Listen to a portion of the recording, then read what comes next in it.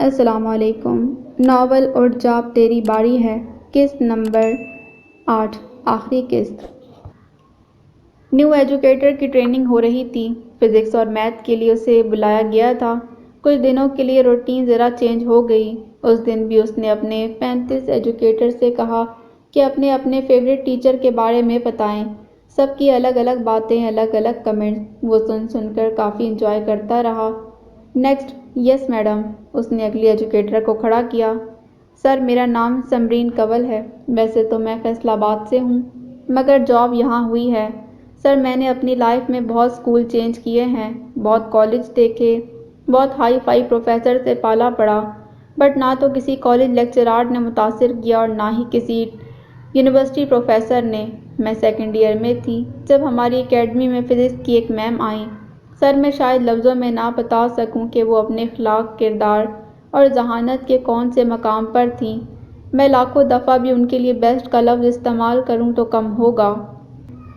اور وہ صرف ایک اچھی ٹیچر ہی نہیں، ایک انتہائی زبردست ماں بھی تھی۔ اپنی 7 بیٹیوں کے ساتھ پرائیویٹ ہاسٹلز اور میونسپل پارک میں خوار ہوتے ہوئے انہوں نے نہ صرف خود ایم فل کیا بلکہ اپنی بیٹیوں کو بھی پڑھایا۔ شی از سچ اے نائس لیڈی۔ سمرین کی باتیں سن کر اس کا چہرہ دھواں دھواں ہو رہا تھا۔ واٹس ہر نیم؟ اس نے پوچھا۔ میم ہائیکا ارشد۔ اس سے زیادہ وہ سن نہ سکا۔ عزت دینا اور ذلت دینا دونوں اوپر والے کے اختیار میں ہے۔ وہ جسے عزت بخشتا ہے اسے کوئی ذلت نہیں دے سکتا، اور جسے ذلت دیتا ہے اسے کوئی عزت نہیں دلوا سکتا۔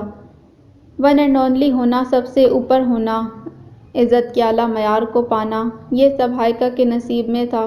اسے اس کے اللہ نے دیا تھا۔ عمیر راؤ، ایک عام انسان، ایک مٹی کا پتلا، کیسے اس سے یہ سب چھین لیتا؟ کیسے؟ اس دن 9th کا رزلٹ آنا تھا۔ مجھے کالج میں کافی دیر ہو گئی۔ گھر کا نمبر ملایا تو بند، حارث کا نمبر ملایا تو بزی۔ مجھ سے زیادہ وہ پریشان ہو گئی۔ کالج کے سیٹ کو کوئی مسئلہ ہو گیا ہوگا۔ تقریباً شام 5 بجے فارغ ہو کر میں گھر واپس آئی۔ ماریا، کیا بات ہے؟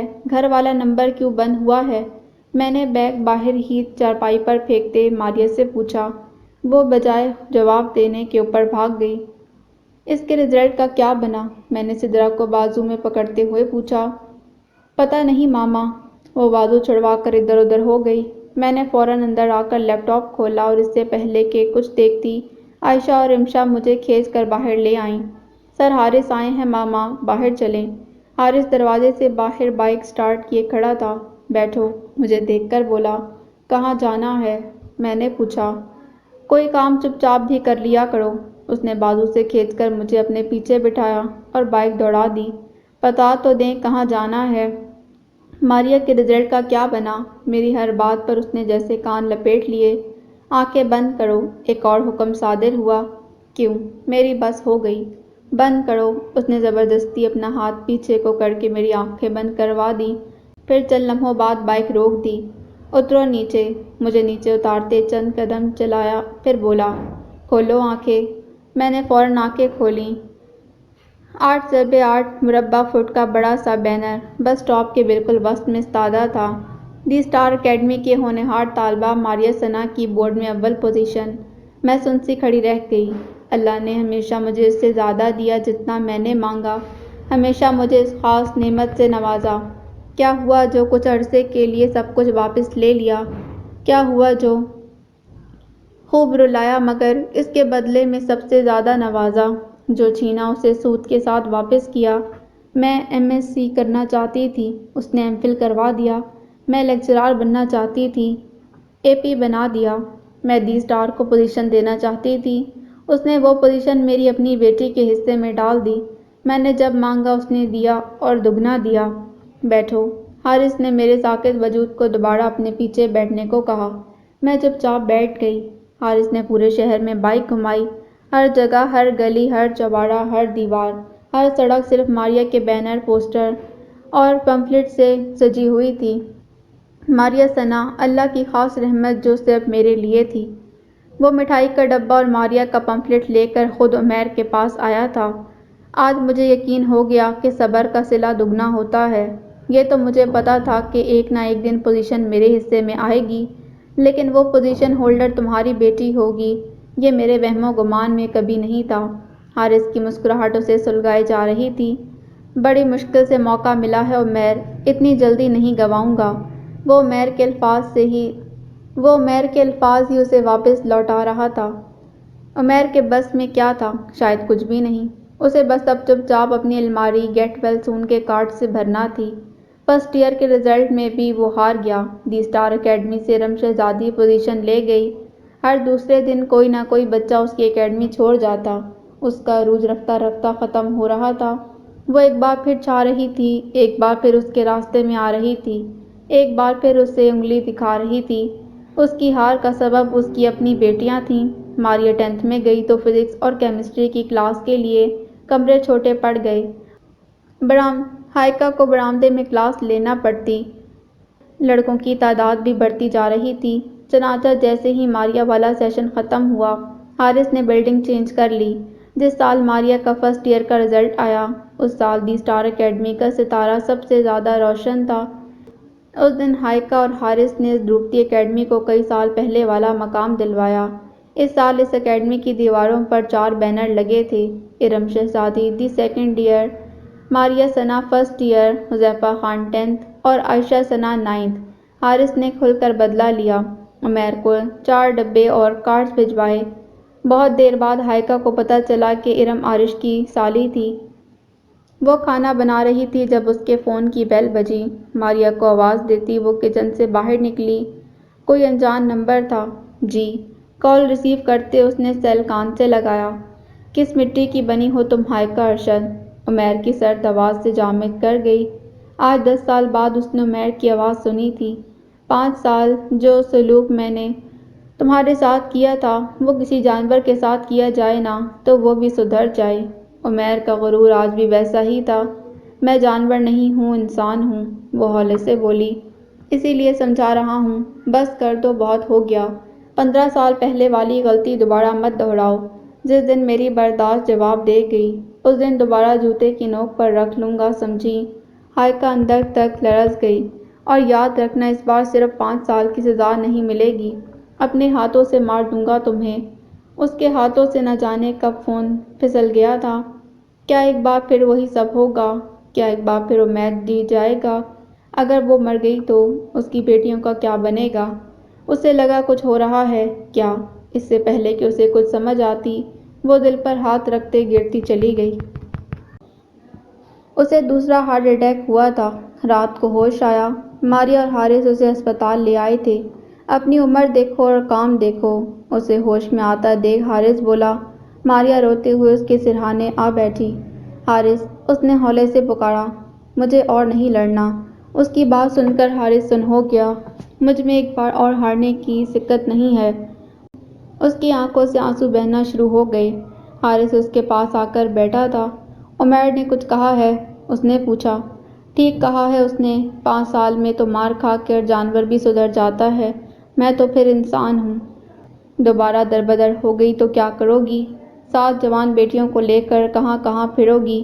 سچ ہی تو کہتا ہے وہ، میں مر گئی تو ان معصوموں کا کیا بنے گا؟ حارث نے ان کی دونوں ہاتھوں کو مقید کیا۔ ہائیکا، میری بات سنو، خدا نے بدلہ لینے سے منع نہیں کیا۔ ہائیکا نے نفی میں سر ہلایا۔ لیکن اس نے بدلہ لینے کا حکم بھی نہیں دیا۔ حارث، اس نے مجھے یہ مقام، یہ عزت ایک مرتبہ عمیر سے بدلہ لینے کے لیے تو نہیں دیا، سخرو ہونے کے لیے دیا ہے۔ ہائیکا مسلسل رو رہی تھی۔ لسن ہائیکا، میری بات سنو، تم نے بدلہ نہیں لینا تو بے شک نہ لو، تمہاری مرضی، لیکن کم از کم میں تمہاری طرح پیچھے نہیں ہٹوں گا۔ جانتی ہو جس رات میں نے عمیر کے آگے ہاتھ جوڑے اس نے کیا کہا تھا؟ بڑی مشکل سے موقع ملا ہے حارث، اتنی جلدی نہیں گنواؤں گا، اور اب یہی بات میں تم سے کہہ رہا ہوں، یہ موقع مجھے بہت سالوں بعد ملا ہے، اتنی جلدی نہیں گنواؤں گا۔ ہائیکا بول نہ سکی۔ تم اور کچھ نہ کرو، صرف پڑھاؤ، باقی جو کرنا ہے میں خود کر لوں گا۔ حارث اس کے دونوں ہاتھوں کو تھامے کہہ رہا تھا۔ بڑا زوم ہے اسے خود پر، اس کا یہ زوم ہی توڑنا ہے مجھے۔ 12 سال وہ مجھ پر ہنسا ہے، اب کم از کم 12 سال ہی میں بھی تو ہنسوں نا۔ تم مجھ سے اپنی زندگی کے 12 سال کا بدلہ نہیں لینا چاہتی تو بے شک نہ لو، لیکن میں اس سے اپنے پیار کی بربادی کا بدلہ لیے بغیر نہیں رہنے والا۔ حارث نے اس کے گرتے حوصلوں کو سہارا دیکھ کر اسے پھر سے کھڑا کر دیا تھا۔ وہ اس سے ملنے اکیڈمی نہیں گئی، اس کے گھر آئی۔ سمینا راؤ اسے دیکھ کر حیران رہ گئیں۔ عمیر صاحب کہاں ہیں؟ ان کے کچھ پوچھنے سے پہلے ہی اس نے پوچھ لیا۔ عمیر اس کی آواز سن کر کمرے سے باہر آیا۔ میری ماں میں بے شک اس گھر تک آنے کی ہمت نہ ہو، لیکن مجھ میں ہے۔ وہ آہستہ آہستہ چلتی اس کے سامنے آئی۔ بڑا شوق ہے نا آپ کو لڑنے کا، تو پھر بہادروں کی طرح لڑیں۔ میری ماں کو دھمکیاں دینے کی کوئی ضرورت نہیں۔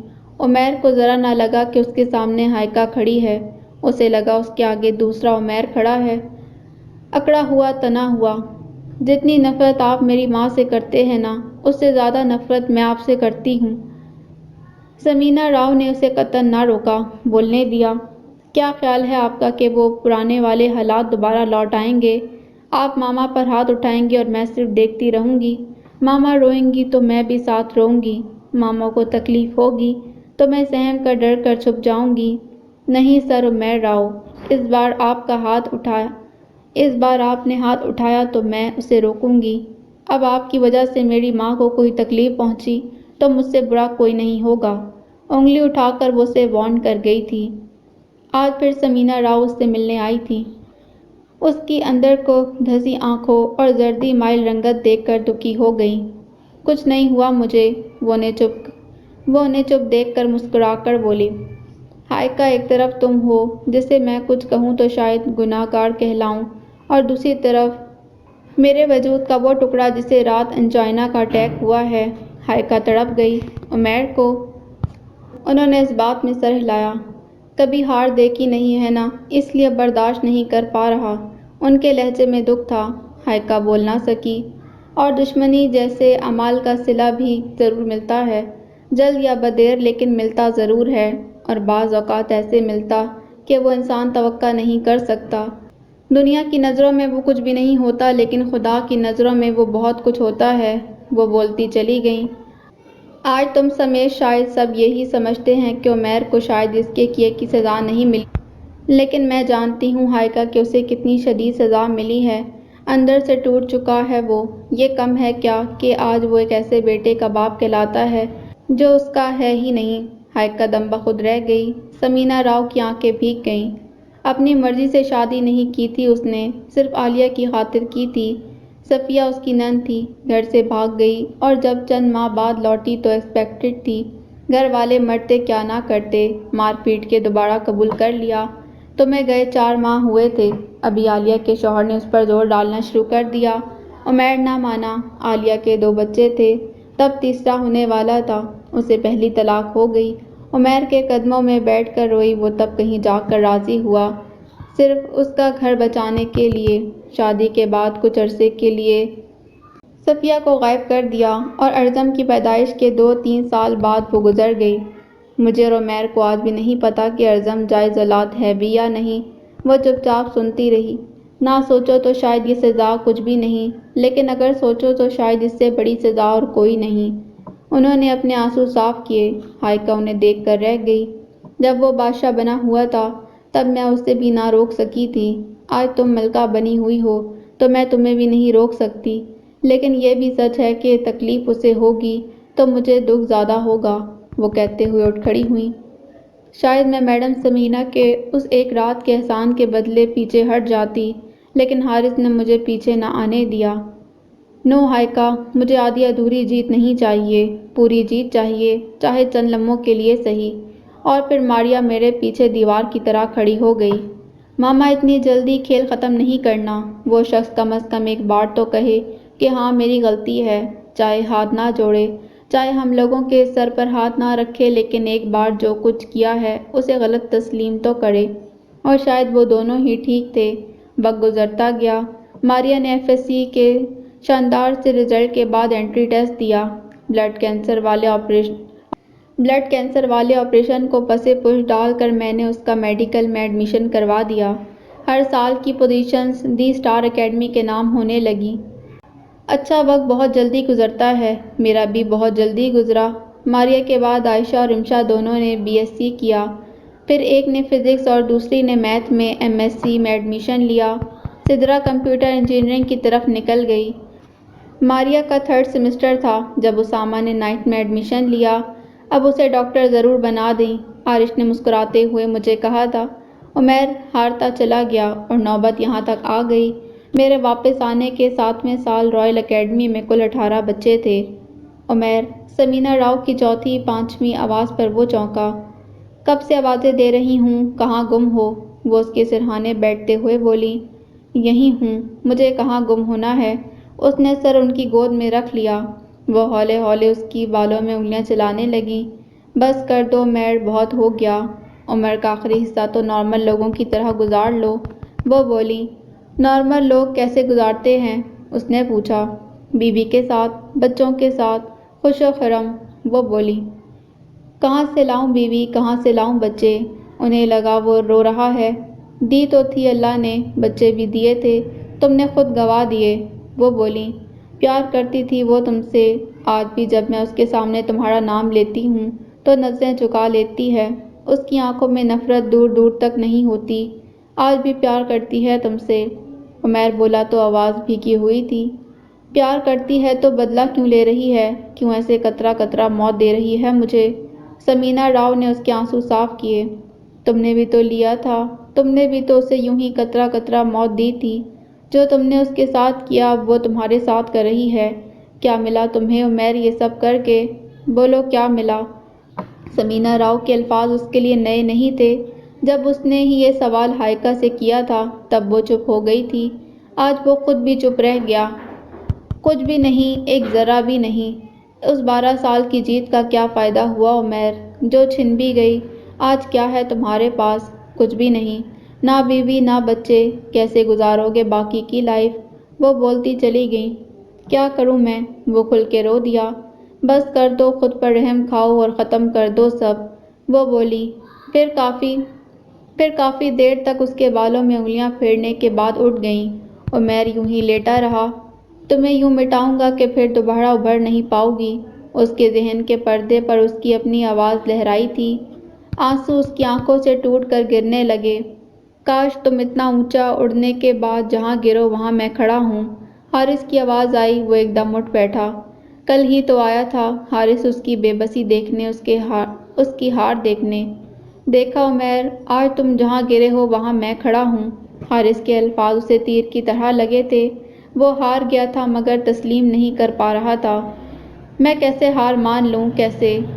مایوسی اور شکست کے پاتال میں اترتے اس نے خواب آور گولیوں کی پوری شیشی حلق میں انڈیل لی تھی۔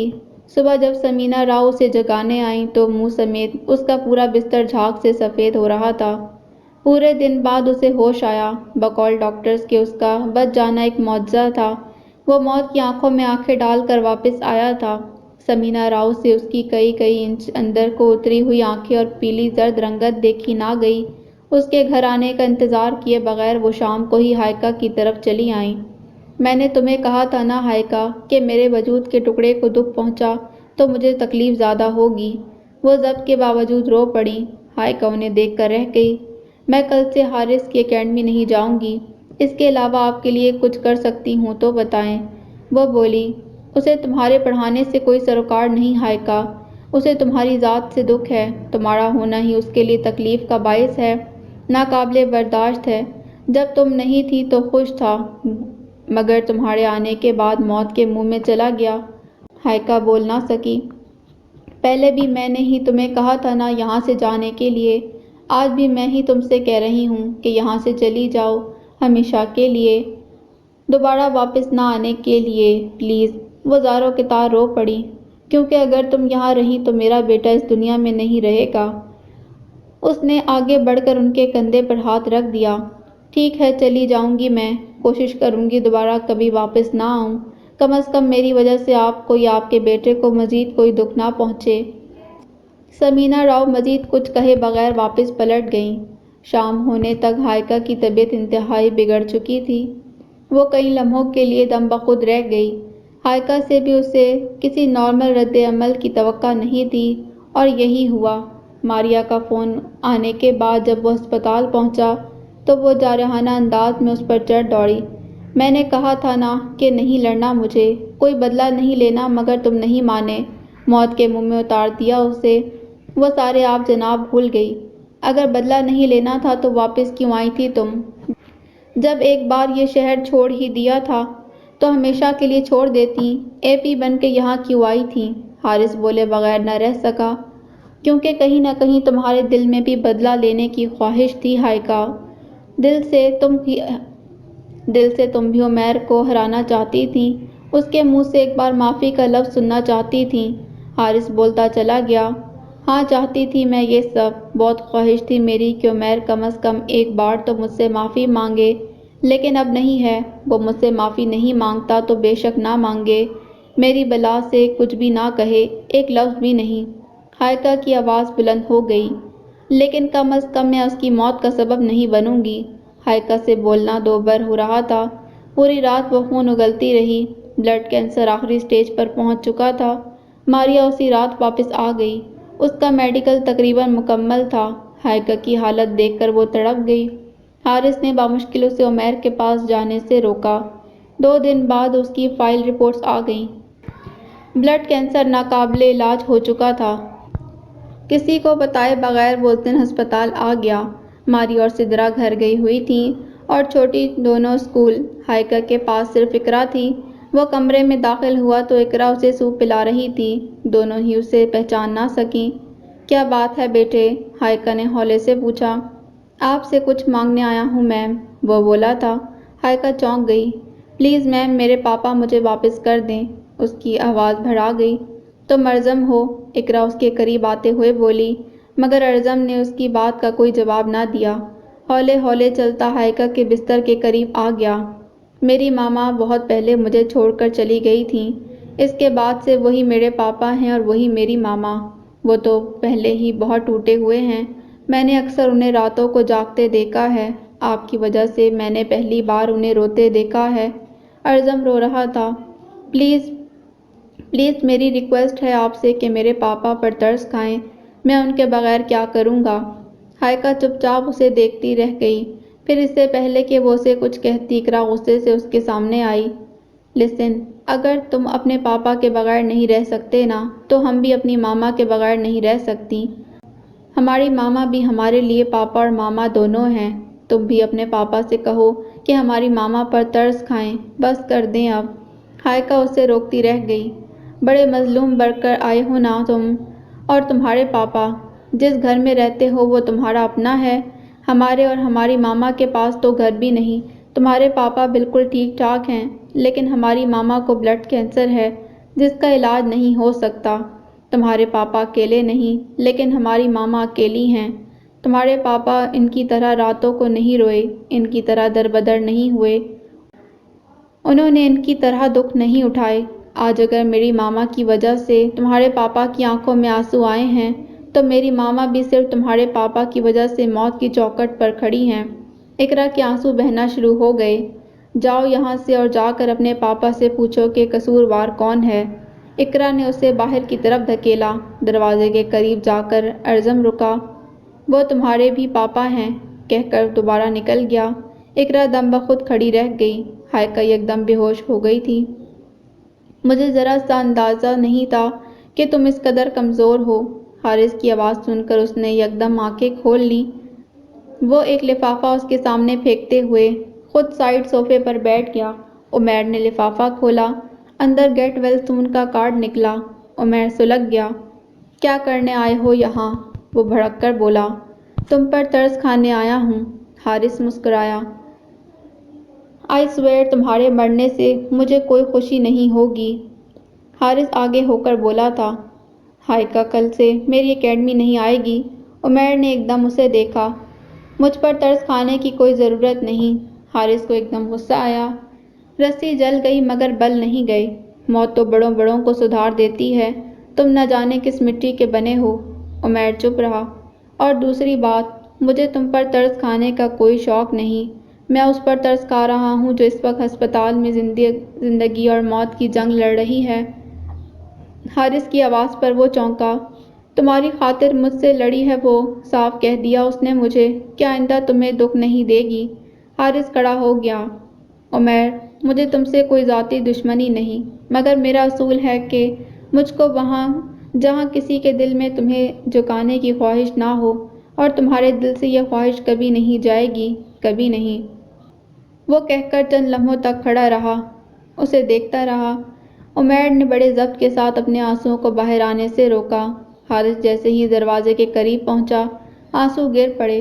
باہر جاتے جاتے حارث مڑنے لگا، مگر اس سے پہلے ہی عمیر بولا، اپنے ان چند لمحوں کے بڑے پن کو اب پیچھے مڑ کر گھٹیا پن میں نہ بدلو، دفع ہو جاؤ۔ مگر حارث کو جو دیکھنا تھا وہ عمیر کی آواز سے ہی ظاہر تھا۔ مسکراہٹ دباتا وہ کمرے سے باہر نکل گیا۔ ماما جلدی سے ٹھیک ہو جائیں، اب تو دواؤں کی بو سے الرجک ہونے لگی ہوں۔ سدرا اس کے سرہانے آ کر بیٹھی۔ آج اس کی طبیعت ذرا بہتر تھی۔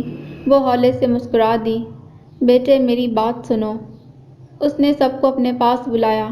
اللہ پاک کا یہ بھی کرم ہے کہ میں اتنا عرصہ تم لوگوں کے ساتھ رہ لی، اب اگر مزید تمہارا ساتھ نہ دے سکی تو رونا نہیں ہے۔ ماریا اسے روکنا چاہا، مگر اس نے ہونٹوں پر انگلی رکھ کر اسے چپ رہنے کا اشارہ کیا۔ دوسروں پر کبھی انحصار نہیں کرنا۔ دوسرے اس دنیا میں اپنا کام کرنے آئے ہیں، ہمارا نہیں۔ ہمیں اپنا ہر کام خود کرنا ہوتا ہے۔ جیسے اب تک زندگی گزاری ہے مضبوط بن کر، آگے بھی ویسے ہی گزارنا۔ اس کی سانسیں اکھڑی۔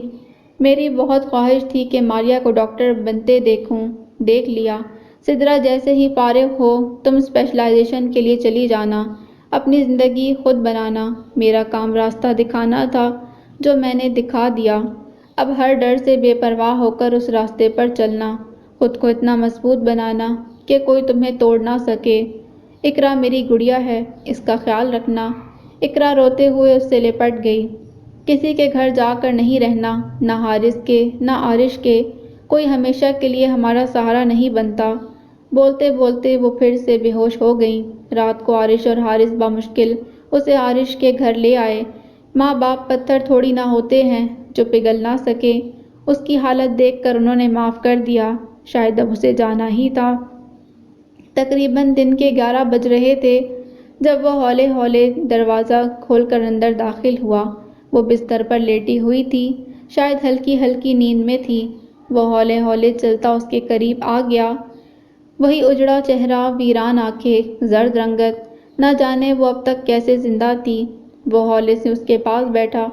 بھولی تو کبھی بھی نہیں تھی وہ، اس رات بھی نہیں جب اسے ٹریننگ کے اختتام پر آخری بار دیکھ کر آیا تھا، اس رات بھی نہیں جب اسے دربدر کر دیا تھا، اور اس کے بعد گزرنے والی کسی رات بھی نہیں۔ کسی رات بھی قطرہ قطرہ ہو کر اس کے اندر اتری تھی۔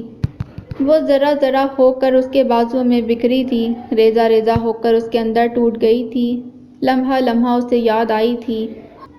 وہ اس کے ساتھ گزارے 24 دن نہیں بھول پایا تھا، تو 5 سال کیسے بھول جاتا۔ شدید نفرت ہونے کے باوجود وہ اسے کافی تھی۔ اس کے علاوہ کبھی کسی کا نہیں سوچا۔ اس کے ہوتے ہوئے بھی کبھی کمی محسوس نہ کی، اور اس کے جانے کے بعد اس کی جگہ کسی اور کو نہ دے سکا۔ بیوی کے نام پر اب بھی اس کے لیے ایک ہی نام تھا، ہائیکا ارشد۔ اس نے ہولے سے اپنا چہرہ ہائیکا کے چہرے پر رکھا۔ ہائیکا نے یکدم آنکھیں کھول دیں۔ وہ بغور اسے دیکھنے لگا۔ ہولے ہولے ہائیکا کے لب کانپنے لگے۔ وہ یکٹک اسے دیکھ رہا تھا۔ اس کی سانسوں کا شور سنتے سنتے ہائیکا کا ضبط جواب دے گیا، مگر اس سے پہلے کہ اس کے آنسو نکلتے، عمیر کی آنکھیں برس گئیں۔ کافی دیر وہ اپنے آنسوؤں سے ہائیکا کا چہرہ بھگوتا رہا۔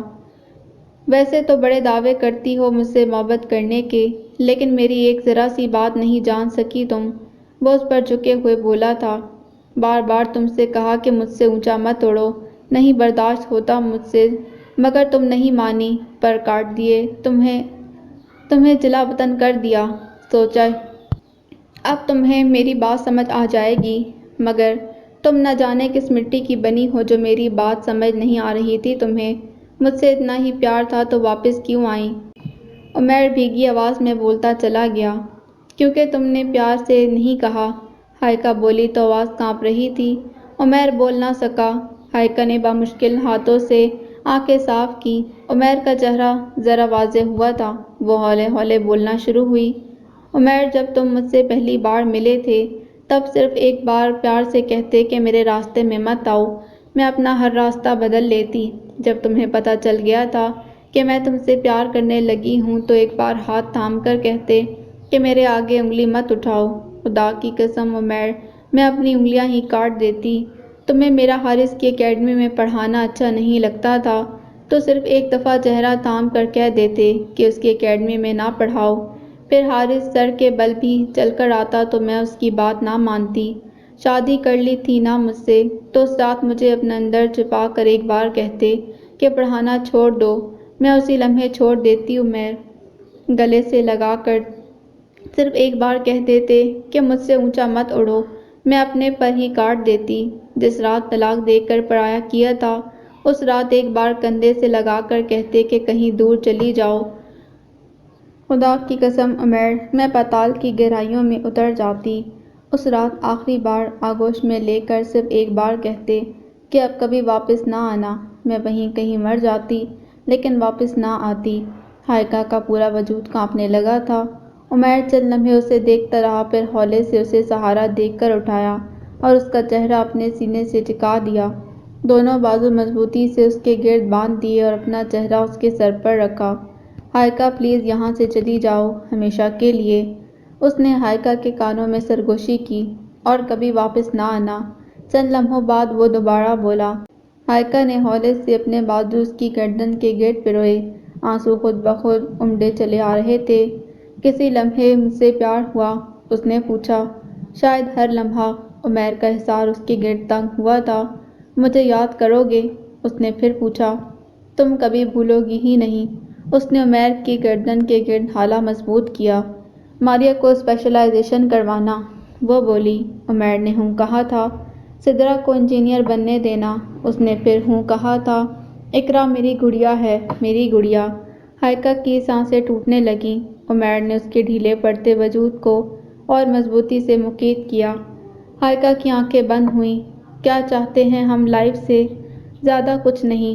21 تک کے منے منے دکھ سکھ بانٹنے کے لیے ایک اچھا سا دوست، 28 تک کی زندگی کے سونے سے پل جیسے دونوں ہاتھوں سے لٹانے کے لیے 5 فگرز یعنی ہندسوں والی سیلری، 50 تک کی سیڑھیاں طے کرنے کے لیے ایک باوفا جیون ساتھی، اور مرنے تک سکون سے جینے کے لیے پیار کرنے والے بچے۔ اور یہ سب ہم لائف سے قرض نہیں مانگتے، یہ سب ہمارا حق ہوتا ہے۔ میرا بھی حق تھا، عارش جیسا دوست، حارث جیسا سہارا، عمیر جیسا جیون ساتھی، ماریا جیسی، سدرا جیسی، اقرا جیسی بیٹیاں، ایک سے بڑھ کر ایک ذہین اسٹوڈنٹ میرا حق تھے، 5 فگرز والی سیلری میرا حق تھے، ڈگری کالج کی اے پی فزکس کی سیٹ زندگی کے 12 سالوں کے لیے صرف میری تھی۔ اور جب یہ سب مل جاتا ہے تو پھر اس دنیا میں رہنے کا کوئی جواز نہیں رہتا، جیسے میرا نہیں رہا تھا۔ کئی گھنٹے ہو گئے تھے اسے ہائیکا کو لے کر یوں ہی بیٹھے ہوئے، آنسو تھے رکنے کا نام ہی نہ لے رہے تھے۔ سمینا راؤ نے اسے بمشکل وہاں سے اٹھایا۔ ہائیکا کی تدفین تک اس کی آنکھیں خشک نہ ہوئیں۔ یہ تھا اس کا پیار، اس کے ایک بار کہنے پر دنیا ہی چھوڑ گئی، ہمیشہ کے لیے۔ ہائیکا کو دفنا کر وہ سیدھا اس کے گھر آیا تھا۔ ماریا اسے دیکھتے ہی اندر چلی گئی۔ چلو بیٹے گھر چلیں، اس نے ہولے سے اقرا کے سر پر ہاتھ رکھتے ہوئے کہا۔ ماما کہہ کر گئی ہیں کسی کے ساتھ نہیں جانا۔ اقرا نے اس کا ہاتھ جھٹک دیا۔ لیکن یہ تو نہیں کہہ کر گئی نا کہ اپنے باپ کے ساتھ بھی نہیں جانا، وہ بولا۔ ماریا تیر کی طرح اندر سے نکل کر آئی۔ کون سا باپ؟ وہ جس نے اپنی پوری زندگی میں ہم لوگوں کے بارے میں ایک لمحے کے لیے نہیں سوچا۔ اس کی آواز بھرا رہی تھی، جسے ہم لوگوں کو اس طوفانی رات میں گھر سے نکالتے ذرا رحم نہ آیا، جس نے ایک بار بھی پلٹ کر دیکھنے کی ضرورت محسوس نہیں کی کہ ہم زندہ ہیں یا مر گئیں۔ ارے آپ کو تو ہمارے نام بھی نہیں آتے ہوں گے، ماریا کہتے ہوئے پھٹ پھٹ کر رو دی۔ سدرا نے اسے دونوں کندھوں سے تھام کر چپ کروایا۔ آپ جائیں یہاں سے، اپنی ماں جیسا حوصلہ ہے ہم میں، اکیلے رہ لیں گے۔ رمشا اسے کہتے ہوئے دروازے کی طرف آئی۔ وہ چند لمحوں بعد چپ چاپ باہر نکل گیا۔ عارش نے انہیں کئی بار اپنے ساتھ چلنے کو کہا، سمینا خود کئی بار آئیں، حارث نے بھی اپنے ساتھ چلنے پر بہت زور لگایا، مگر ماریا نہیں مانی۔ میں اور میری بہنیں اکیلے رہ لیں گی، اس کا ایک ہی جواب ہوتا۔ اور عمیر ہائیکا کو گئے 20 دن ہو گئے تھے۔ وہ ان 20 دنوں میں 48 دفعہ آیا، 48 دفعہ صبح و شام ہر روز۔ ماریا نے اسے ہر بار خالی ہاتھ لوٹا دیا، لیکن وہ بھی عمیر راؤ تھا، ضد کی اعلیٰ مثال۔ 139ویں دفعہ پھر آ گیا۔ عمیر کی بات کیوں نہیں مان رہی ہو؟ اس دن حارث ہائیکا کے گھر آیا تھا۔ ماریا کو سامنے بٹھا کر پوچھ ہی لیا۔ یہ آپ پوچھ رہے ہیں؟ ماریا ایک دم حیرانی سے بولی۔ ہاں میں پوچھ رہا ہوں۔ ماریا وہ اگر تمہارا باپ نہ ہوتا تو میں تمہیں یہ نصیحت کرتا کہ کبھی کہ مر جانا پڑے مر جانا، لیکن اس کی بات نہ ماننا۔ مگر وہ تمہارا باپ ہے، شاید زندگی میں پہلی بار ڈھنگ کی بات کر رہا ہے، مان لو۔ حارث نے اسے سمجھایا۔ اتنی جلدی کیسے معاف کر دوں انہیں؟ ماریا روئی تھی۔ تمہاری ماں سے زیادہ برا سلوک تو نہیں کیا نا اس نے تمہارے ساتھ؟ سب سے زیادہ مجرم تو وہ تمہاری ماں کا تھا۔ جب اس نے معاف کر دیا تو تم کون ہوتی ہو اسے سزا دینے والی؟ ماریا چپ رہی۔ بس کر دو اب زندگی میں، شاید پہلی بار اتنا نادم ہوا ہے وہ، پہلی بار سیدھے راستے کی طرف آیا ہے، یوں مت دھتکارو۔ حارث اپنے سامنے بیٹھی اقرا کے سر پر ہاتھ رکھتے ہوئے بولا۔ تو کیا بھول جاؤں سب کچھ؟ ماریا آنسو صاف کرتے ہوئے بولی۔ ہاں، کیونکہ جس پر بیتی وہ بھول بھی گئی تھی۔ حارث کی بات جیسے ہی ختم ہوئی، دروازہ کھٹکا۔ اقرا نے دروازہ کھولا۔ حارث کو دیکھ کر عمیر کے قدم دروازے کی طرف ہی رک گئے۔ چلو گھر۔ ایک نظر اسے دیکھتے اس نے ماریا سے کہا تھا۔ کیوں؟ وہ اٹھتے ہوئے بولی۔ کیونکہ میں نہیں چاہتا کہ میری بیٹیاں اکیلی رہیں۔ وہ بولا۔ 15 سال بھی آپ کی یہی بیٹیاں اکیلی رہی ہیں، تب تو خیال نہیں آیا۔ عمیر چند لمحوں بعد بولا۔ ریکویسٹ ہے میری تم سے کہ 15 سال جو کچھ ہوا بھول جاؤ پلیز۔ ماریا ایک دم اس کے سامنے آئی۔ کیوں؟ آپ کے نزدیک یہ اتنا ہی آسان ہے کیا؟ اس کی آواز بلند ہو گئی۔ پتہ نہیں آسان ہے یا نہیں، لیکن تمہاری ماں بھی بھول گئی تھی۔ حارث چپ چاپ دونوں کو دیکھتا رہا۔ وہ میری ماں تھی جو بھول گئی تھی، آپ کے معافی مانگے بنا ہی آپ کو معاف کر گئی۔ میں اتنی اعلیٰ ضرب نہیں ہوں۔ عمیر ہولے سے آگے کو آیا۔ ایک نظر حارث کو دیکھا، پھر آنسو بھری آنکھوں کے ساتھ دونوں کے آگے ہاتھ جوڑ دیے۔ بیٹے مجھے معاف کر دو، اپنے وجود کے 60 ٹکڑوں کے بغیر نہیں رہ سکتا اب میں۔ ضبط کرتے کرتے بھی وہ رو پڑا۔ حارث دنگ بیٹھا رہ گیا۔ اقرا سے یوں روتے دیکھ کر خود بھی پھوٹ پھوٹ کر رو دی۔ ماریا تمہارے وجود میں میرا خون ہے بیٹے پلیز، وہ بولا۔ ماریا پگھل نہ سکی۔ حارث کھڑا ہو گیا۔ عمیر کافی دیر کھڑا رہا، پھر دونوں ہاتھوں سے آنکھیں خشک کرتا دروازے کی طرف مڑا۔ میں کل پھر آؤں گا، جاتے ہوئے بولا۔ ماریا کچھ نہ بولی، اور اس سے پہلے کہ وہ دروازہ پار کرتا، اقرا بھاگ کر پیچھے سے دونوں بازو اس کے گرد باندھ کر اسے روکنے لگی۔ عمیر یکدم رک گیا۔ میں جاؤں گی آپ کے ساتھ پاپا، وہ بے تحاشا رو رہی تھی۔ اقرا، ماما نے کہا تھا کہ کسی کے ساتھ نہیں جانا، ماریا بولی۔ لیکن یہ تو نہیں کہا تھا کہ پاپا کے ساتھ بھی مت جانا، اقرا یوں ہی روتے ہوئے بولی۔ عمیر نے نیچے بیٹھتے ہوئے اسے اپنے بازوؤں میں بھرا، بے تحاشا رو دیا۔ آہستہ آہستہ ایک ایک کر کے ساری اس کے پاس آ گئیں۔ ماریا تنہا کھڑی رہ گئی۔ ماریا چلو بیٹے، عمیر کھڑے ہوتے ہوئے بولا۔ آنے والے وقتوں میں اور میری بہنیں جیسے مرضی زندگی گزاریں، آپ نہیں ٹوکیں گے؟ ماریا مضبوط لہجے میں بولی۔ نہیں ٹوکوں گا، وہ فوراً بولا۔ مجھے اسپیشلائزیشن کرنے باہر جانے دیں گے؟ ماریا کی دوسری شرط۔ جانے دوں گا، وہ پھر فوراً سے بولا۔ عائشہ اور رمشا جب تک چاہیں گی دی اسٹار اکیڈمی میں پڑھائیں گی، آپ کبھی نہیں روکیں گے؟ حارث کو لگا شاید اب کہ عمیر ہاں نہ کہے، یا شاید دیر سے کہے، مگر وہ ماریا کی یہ بات مکمل ہوتے ہی بول پڑا۔ نہیں روکوں گا۔ حارث کے لبوں پر مسکراہٹ پھیل گئی۔ کبھی ہم سے اونچی آواز میں بات نہیں کریں گے؟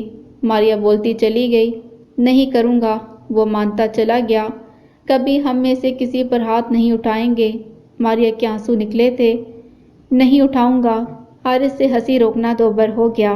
اسے لگا ماریا نہیں بول رہی، دوسرا عمیر راؤ بول رہا ہے۔ اقرا ہم سب کی گڑیا ہے، اس کا ہمیشہ خیال رکھیں گے۔ ماریا بلک بلک کر رو دی۔ رکھوں گا۔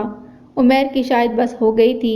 ماریا تبھی ماریا کی اگلی بات سے پہلے ہی بول پڑا۔ بیٹے آپ مجھے گولی بھی مار دو گی تو بھی کچھ نہیں کہوں گا۔ اس کی آواز اونچی ہو گئی۔ ماریہ بھاگ کر اس کے گلے لگ گئی۔ حارث کی ہنسی بے قابو ہو گئی۔ ماریہ کو خود سے لگاتے اس نے حارث کی طرف دیکھا۔ تم یہاں سے دفع ہو جاؤ۔ ماریہ اس کی بات سن کر ایک دم بولی۔ آپ سر حارث سے لڑائی ختم کر دیں گے؟ عمیر اس بار اس کی بات کے جواب میں ہاں نہ کہہ سکا۔ اب ہر بات ماننے والی تھوڑی ہوتی ہے۔ اس نے ماریہ کو سینے سے لگاتے دوبارہ حارث کی طرف دیکھا۔ Get last. حارث اس کے چہرے سے ہی اس کی بات سمجھ گیا، تبھی مسکراتا ہوا باہر نکل گیا۔ ماریہ نے دونوں بازو مضبوطی سے اس کے گر باندھ لیے۔ ماما بالکل ٹھیک کہتی تھیں، لائف سے بس اتنا ہی مانگو جتنا آپ کا حق ہے، زیادہ مانگو گے تو لائف ناراض ہو جائے گی۔ The end. So this was the end of اٹھ جا اب تیری باری ہے۔ امید کرتی ہوں یہ کہانی آپ کو بہت پسند آئی ہوگی۔ اگر آپ کو یہ کہانی پسند آئی ہے تو پلیز میرے چینل کو سبسکرائب کریں، ویڈیو کو لائک کریں، کمنٹ میں ضرور لکھ کر بتائیں۔ ملتے ہیں ایک نئے ناول کے ساتھ۔ اللہ حافظ۔